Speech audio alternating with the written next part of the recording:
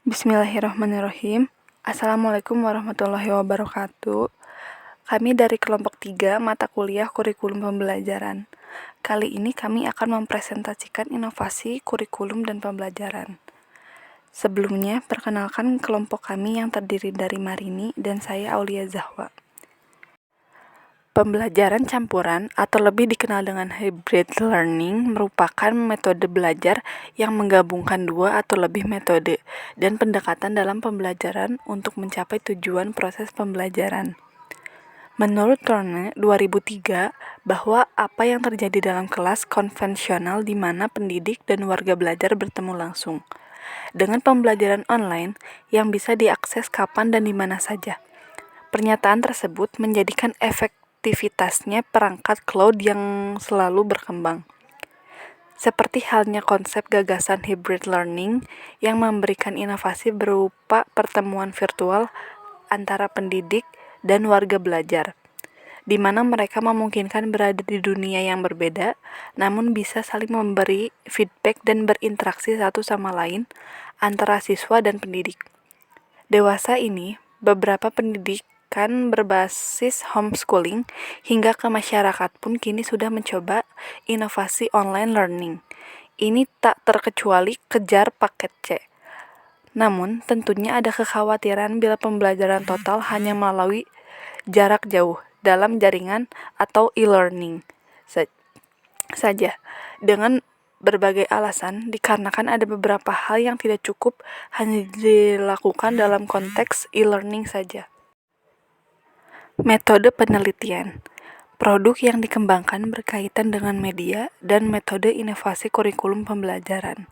Inovasi pembelajaran dalam salah satu mata pelajaran fisika di salah satu PKBM pada pendidikan kesetaraan paket C atau setara SMA. Belajar yang bersinergis dengan teknologi masa kini, namun tanpa menghilangkan pendekatan pembelajaran konvensional secara menyeluruh yang dinamai hybrid learning. Produk yang dikembangkan berupa web pembelajaran dengan implementasi metode pembelajaran hybrid learning untuk diterapkan sebagai penelitian. Jenis penelitian. Penelitian ini menggunakan pendekatan research and development, sedangkan model yang digunakan dalam penelitian ini menggunakan model pengembangan pembelajaran yang digagas oleh Alesi and Trolip. Model pengembangan Alesi dan Trolip dipilih karena memiliki relevansi yang kuat dengan produk yang akan dikembangkan dalam penelitian dan pengembangan ini. Secara umum, memuat 3 proses utama yakni perencanaan atau planning, perancangan atau desain, dan pengembangan atau development. Juga disertai 3 atribut pelengkap yaitu standar, ongoing evaluation, and project management. Beberapa bahasan dalam model ini menyertakan pula strategi pengembangan online. Waktu dan tempat penelitian. Waktu yang diperlukan untuk melakukan penelitian secara objektif serta terarah sesuai dengan kajian yang dipahami adalah berkisar antara 3 bulan, tepatnya pada bulan Mei sampai Juli 2019, dengan penyelenggaraan secara intensif. Tempat penelitian adalah Pusat Kegiatan Belajar Masyarakat atau PKBM Bina Pandu Mandiri yang mana merupakan salah satu sekolah masyarakat yang menyelenggarakan program penyetaraan paket C yang ada di Kabupaten Ciamis, Jawa Barat. Pada umumnya, pada tahap uji coba termasuk subjek penelitiannya sebanyak 15 orang, warga belajar tingkat 5 atau setara kelas 10, beserta 3 orang tutor dan 27 siswa. Pada tahap uji coba luas dengan partisipan berasal dari lembaga PKBM Bina Pandu Mandiri. Proses uji coba skala luas dilakukan dengan menerapkan pembelajaran hybrid learning pada materi pelajaran fisika bab pembahasan hukum Newton. Konsep strategi dan inovasi kurikulum. Strategi pada mulanya merupakan istilah yang digunakan dalam dunia militer yang diterjemahkan sebagai cara penggunaan seluruh kekuatan militer untuk menenangkan perang. Istilah strategi berasal dari bahasa Yunani, yaitu strategos. Title of manuscript is short and clear, implies research result. First author, yang berarti generalship atau sesuatu yang dilakukan oleh para jenderal dalam membuat rencana untuk memenangkan peperangan. Strategi secara umum didefinisikan sebagai cara untuk mencapai tujuan. Biasanya, strategi berisi upaya-upaya penting yang dilakukan untuk mencapai tujuan. Secara etimologis, inovasi berasal dari kata innovation yang berarti segala hal yang baru atau pembaharuan. Inovasi kadang digunakan untuk menyatakan penemuan, karena hal yang baru merupakan hasil dari penemuan. Kata penemuan sering diterjemahkan ke dalam kata discovery dan invention. Inovasi secara terminologis adalah suatu ide, barang, kejadian, metode yang dirasakan atau diamati sebagai suatu hal baru bagi seseorang atau sekelompok orang atau masyarakat, baik itu berupa hasil invention maupun discovery. Inovasi diadakan untuk mencapai tujuan tertentu atau untuk memecahkan suatu masalah tertentu. Karakteristik inovasi kurikulum. Penerimaan inovasi dapat dipengaruhi oleh karakteristik inovasi itu sendiri. Everett M. Rogers mengemukakan beberapa karakteristik inovasi yang dapat mempengaruhi cepat atau lambatnya penerimaan inovasi. Sebagai berikut. Pertama, keuntungan relatif. Tingkat keuntungan inovasi dan manfaatnya dapat diukur berdasarkan nilai ekonomi atau dari faktor status sosial, kesenangan, kepuasan. Yang kedua, compatible atau compatibility. Ialah tingkat kesesuaian inovasi dengan nilai atau values, pengalaman lalu, dan kebutuhan dari penerima. Inovasi yang tidak sesuai dengan nilai atau norma yang diyakini oleh penerima tidak akan diterima secepat inovasi yang sesuai dengan norma yang ada. Ketiga, kompleksitas atau complexity ialah tingkat kesukaran untuk memahami, menggunakan inovasi bagi penerima. Keempat, reliability ialah dapat dicoba atau tidaknya suatu inovasi oleh penerima.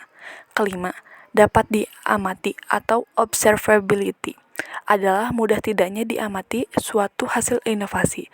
Kelima macam atribut inovasi di atas dapat mempengaruhi cepat atau lambatnya penerimaan suatu inovasi. Dengan memahami atribut tersebut, para pendidik dapat menganalisa inovasi kurikulum yang sedang disebarluaskan, sehingga dapat memanfaatkan hasil analisisnya untuk membantu mempercepat proses penerimaan inovasi. Strategi dalam inovasi kurikulum. Salah satu faktor yang mempengaruhi efektivitas pelaksanaan program perubahan sosial adalah ketepatan penggunaan strategi. Demikian pula strategi inovasi kurikulum dilakukan untuk mencapai tujuan pendidikan. Terdapat 4 strategi kurikulum, yaitu strategi fasilitatif, strategi pendidikan, strategi bujukan, dan strategi paksaan.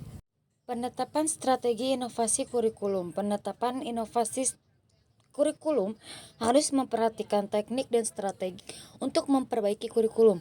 Terdapat beberapa petunjuk penerapan strategi inovasi kurikulum, yaitu membuat rumusan yang jelas tentang inovasi kurikulum yang akan ditetapkan, gunakan metode yang memberikan kesempatan untuk berpartisipasi secara aktif dalam upaya meningkatkan kualitas pendidikan, gunakan berbagai macam alternatif pilihan option untuk mempermudah penerapan inovasi.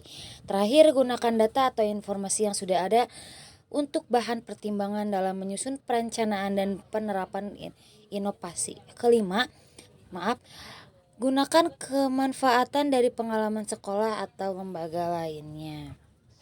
Model pembelajaran. Gunter et al. 1990 mendefinisikan an instructional model is a step-by-step process that leads to specific learning outcomes.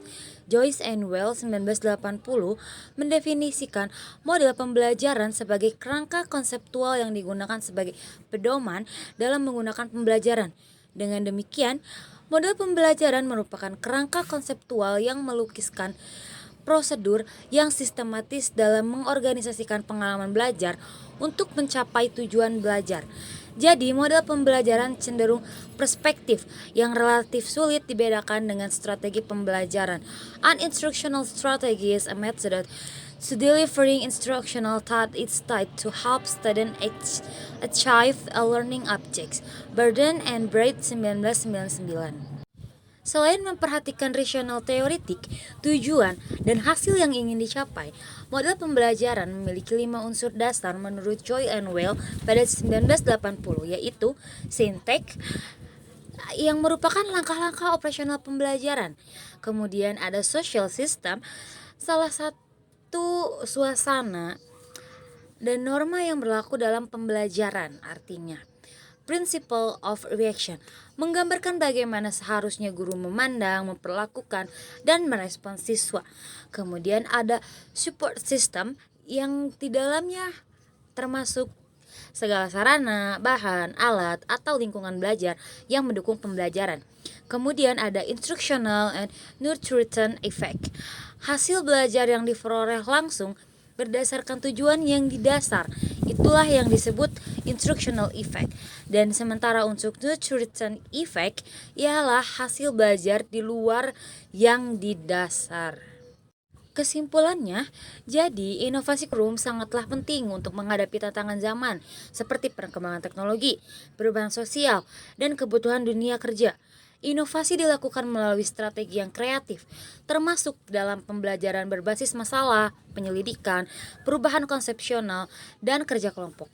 Kurikulum yang inovatif harus relevan, fleksibel, dan berfokus pada pembangunan holistik peserta didik. Mencangkup aspek kognitif, afektif, dan psikomotorik.